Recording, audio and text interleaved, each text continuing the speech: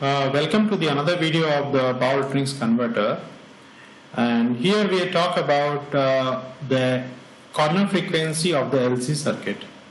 The LC circuit that has been mentioned over here is used as a filter so that we can smoothen the inductor current, and also we can smooth the output voltage V0. So if the current through the inductor will be smoothened, or it is like a straight line, a ripple is minimum. If this can be done, so indirectly the value of I0 will be straight line, I0 will be constant, and if we keep the VC value, if the capacitor value is higher, we can keep the VC value nearly constant, and which leads to the value of V0 to be nearly constant. So for that, we have already derived in the previous expression, we derived this for a continuous conduction mode, boundary condition, also in the discontinuous conduction mode. And we, in the continuous conduction mode, we find out the value of del IL, the ripple in the inductor current, as T1 minus D Vd. Ts we can write here, otherwise we can write instead of Ts there, we can write Fs and multiply with L.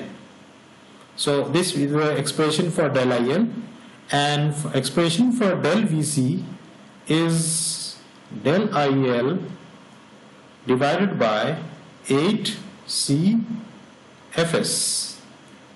So if I substitute the value of this del IL here, this will come down to be T1 minus D Vd. LFS will be multiplied here. This will be 8LC Fs square. So this is the value of del Vc. Now there is a term in the del Vc, that is LC term is there. So we know that LC is used as a filter. So the frequency can be there, we can relate the LC with the frequency, that is Fc is equal to 1 by 2 pi root over of LC.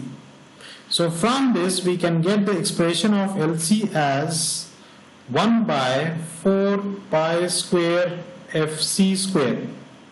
So we got the expression for LC. Now we will substitute this in this main equation del Vc, and we can write del Vc is equals to D1 minus D Vd by 8 Fs square. Instead of LC here, we will substitute this value and write here 4 pi square Fc square.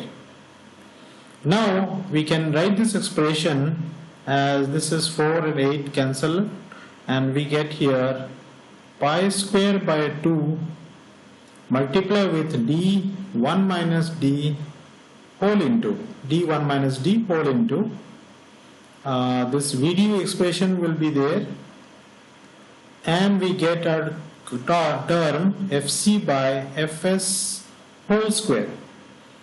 So this gives a lot of information about how the voltage ripple in the output will be, and how we will decide the corner frequency of the circuit. So here we can have the corner frequency. This is the corner frequency Fc. So if we will choose the value of Fc such that the Fc is much lower than this. Suppose Fc is very less than Fs. Fs is the switching frequency, and Fc is the frequency that can be determined with the help of LC. So switching frequency should be as high as possible, and LC will be lesser than Fc, then this term will be less, and square of the less term will be even lesser, and that will be multiplied with these terms. And also we can write from here that del Vc by Vd multiply with D, or directly we can write here del Vc by D, and Vd will give us to V0. This term is equal to pi square by 2 multiply with 1 minus D Fc by Fs whole square, this del Vc will be equals to, we can say del Vc is the ripple in the capacitor. So we can say del V0 is the, because this is same as del V0. Del V0 is the output voltage ripple. So now from that we can get an expression like this, which clearly says that we need to lower the value of the corner frequency, and pi square by 2 is a constant.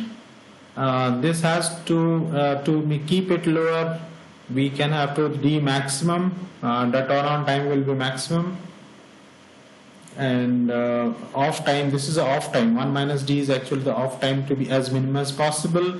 So this is the one relation we can get, and the information that we will get is the Fc should be lesser than the Fs. So this is the information with this. And with that we complete here DC to DC buck converter, DC-DC buck converter, and we studied in completely what is a continuous conduction mode,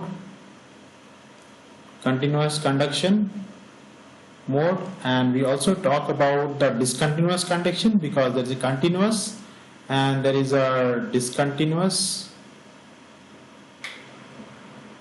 conduction. Another is the boundary condition. So discontinuous conduction mode. So in the continuous conduction, the current will never, we are analyzing here the value of IL, and we observe that this IL will be 0 in case of discontinuous conduction and just 0 in case of boundary condition, and it will never be 0 in case of continuous conduction. So this is what we completed the buck converter, and further in the video we will be going for a boost converter.